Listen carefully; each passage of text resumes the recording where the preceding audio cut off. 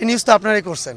এই চমকপ্রদ যে টাইটেলটা, প্লিজ আপনারা একটা টাইটেল দেখলে টাইটেলের উপর নির্ভরশীল হয়ে আপনারা কমেন্টস বক্সে চলে যাবেন না। মাহি আমার খুব ক্লোজ ফ্রেন্ড, আমার ফ্যামিলি মেম্বার। কোথায় আমি সিঙ্গেল? একটু মানে প্রেশান মনে হচ্ছে, প্রেশান মানে ফোন কল আসতেছে না, ধমক টমকের না, ওগুলো ভেল নাই, ওগুলো কোনো চারাপাটি না, ওগুলো না। আমার মেম্বার তো এখানে অনেক, তাদের এক একজনের এক এক প্রবলেম, এই সমস্যার সমাধান করতে হচ্ছে। গত জাহেদ খান ছিল আমার সাথে, জাহেদ ভাই নাই এবার আমার সাথে, এবার আমার একারই সব কিছু করতে হচ্ছে।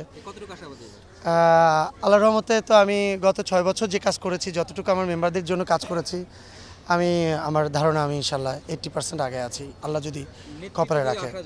লাস্ট 6 বছর, এটা বাদে লাস্ট 6 বছর জাহেদ ভাই থাকাকালীনও সব থেকে বেশি কাজ আমি করছি। কিন্তু আমার প্রফেশন হচ্ছে ফিল্ম। আমার কে ছিল নেতৃত্বে?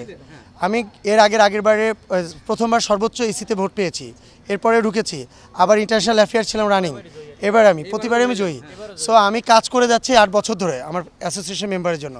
কিন্তু আমি এটা জিনিস মনে করি যে এটা সেবা, আমি সেবা করি, কিন্তু আমার কাজ হচ্ছে, প্রফেশন হচ্ছে চলচ্চিত্র। আমাকে চলচ্চিত্রে কাজ করতে হবে, অ্যাক্টিং করতে হবে, এটাই আমার কাজ। সো আমি অবভিয়াসলি শিল্পীর স্বার্থে শিল্পীর স্বার্থেই কাজ করে যাচ্ছে 8 বছর ধরে। লাস্ট 2 বছর হয়তো বা স্বার্থ ওইভাবে সংরক্ষণ হয়নি, অনেক দায়িত্ব ছিল না আমার উপরে, দায়িত্ব থাকাকালীনও আমি পালন করতে পারি নাই, আমাকে দেওয়া হয়নি। বাট ইনশাল্লাহ সামনের বার যদি আমি আসি বা আমার পরিষদ যদি আসে, আপনারা জানেন যে মনোয়ার হোসেন দীপজল সাহেব 25 বছর ধরে শিল্পীদের স্বার্থে কাজ করে যাচ্ছে, ইন্ডাস্ট্রির স্বার্থে কাজ করে যাচ্ছে। এর সঙ্গে আমাদের আরও লিজেন্ড যারা আছেন, আমাদের মিশা সওদাগর ভাই আছেন, আমি সাংগঠনিক সম্পাদক করছি। তো সব কিছু মিলে আমার মনে হয় এবারে বেস্ট একটা প্যানেল, যদি আমরা প্যানেল আসতে পারি, আমরা গত শিল্পী সমিতির যতগুলো প্যানেল ছিল সবগুলো প্যানেলের থেকে বেস্ট কাজ করার পরিকল্পনা, ইশতেহার আমরা নিজেরা তৈরি করে রাখছি। আমরা কোনো নির্বাচন ইশতেহার, কোনো ইশতেহার দিই না, আমরা ওপেন দিয়ে দিয়েছি যে আমরা আসবো, আপনারা যেটা বলবেন ওইটা আপনাদের ইশতেহার, আমার শিল্পীরা যেটা বলবে ওইটাই ইশতেহার। আমরা কোনো ওপেন ইশতেহার আমরা দিনে, আমরা লিস্ট ধরে 20 জনে 22টা ইশতেহার, 21টা ইশতেহার আমরা এটা করে কোনো কিছুই করলাম না, একটাও করলাম না, পরে সুতা দিলাম ও নাই, এ নাই, সে নাই, আমরা ওগুলোর ভিতরে নাই। আমরা ওপেন ইশতেহার দিয়ে দিয়েছি, আপনারা যেটা বলবেন, আমার 570 জন মেম্বার আমরা জেতার পরে যেটা বলবো ওইটা ইশতেহার। এটা তো ইন্টারনালি আমি এ সম্পর্কে কিছু জানি না। আর মনোয়ার হোসেন দীপজল সাহেব কী সেটা সারা বাংলাদেশের, সারা পৃথিবীর মানুষ জানে, হ্যাঁ, ইন্ডাস্ট্রির মানুষ জানে। আর যাদের জন্য ভোটে সে দাঁড়াচ্ছে, যাদের স্বার্থ রক্ষা করার জন্য সে সেক্রেটারিতে দাঁড়াচ্ছে, সমস্ত সদস্য জানে যে মনোয়ার হোসেন দীপজল কী জন্য দিয়েছে চিঠি, কী জন্য আমাদের হাতে এখনও এসে পৌঁছায়নি, আমরা নিজেরাও জানি না। কি আসলে এটা কতটা এফেক্টফুল এটাও আমরা জানি না। মানুষের ভিতরে মনোমালিন্য, কথা কাটাকাটি থাকতেই পারে, এটা যে নির্বাচনের উপরে এসে প্রভাব বিস্তার করবে এ সম্পর্কে আমার ধারণা নেই। আমি তো কখনোই সমর্থন করি না। আর আমাদের শিল্পীদের মন হচ্ছে নরম, এরা এরকম না, এরা টাকা দিয়ে এদের কাছ থেকে ভোট কিনা যাবে, এই ধারণা আমার মাথায় নেই, আমি কখনো দেখি না। যারা বলছে হয়তো বা তারা সে কাজগুলো করে থাকে, বা তারা জানে যে কে কার কাছ থেকে টাকা নিচ্ছে, এরকম হতে পারে। বাট আমার ধারণা এই 8 বছর আমি কখনো দেখি নাই কোনো শিল্পী টাকা দিয়ে ভোট দিবে বা টাকার বিনিময়ে ভোট দিবে, এটা আমার ধারণা নাই।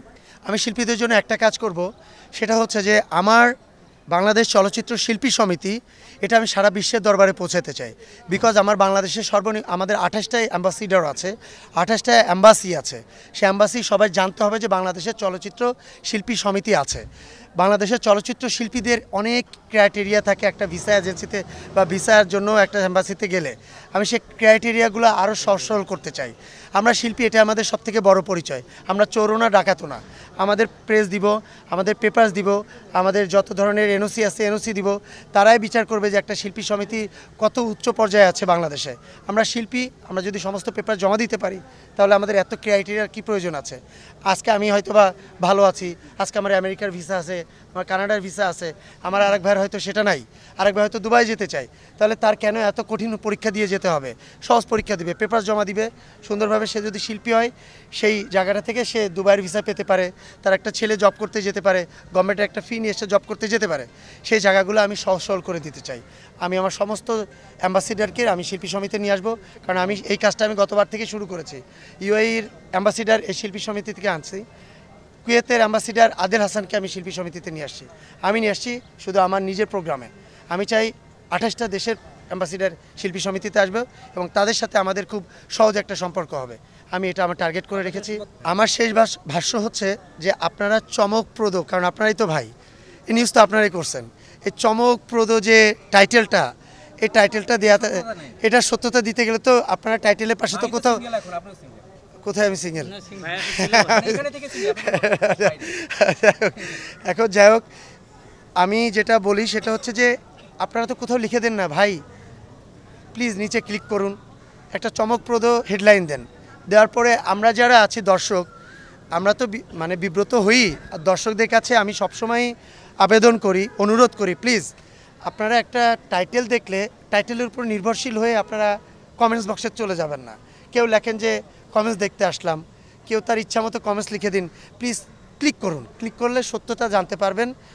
এমনও অনেক ইম্পর্টেন্ট আছে যে আপনাদের একটা কমেন্টসের জন্য আপনার একটা কমেন্টস দেখে আবার 10জন কমেন্টস ওইটার রিভিউ দেয়, ওই কমেন্টসের উপরে থাকে। সো এটা আমাদের পার্সোনাল ফ্যামিলিতে বা আমার বন্ধু বান্ধব, কারণ মাহি আমার খুব ক্লোজ ফ্রেন্ড, আমার ফ্যামিলি মেম্বার, মাহি পরি অপু যারাই বলেন না কেন ওরা সব আমার খুবই ক্লোজ।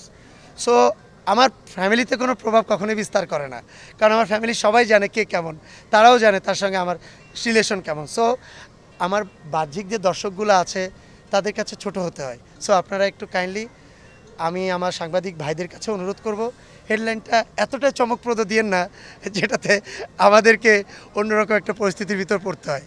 আর দর্শকরা প্লিজ আপনারা ক্লিক করে সত্যতা যাচাই করবেন। Thank you.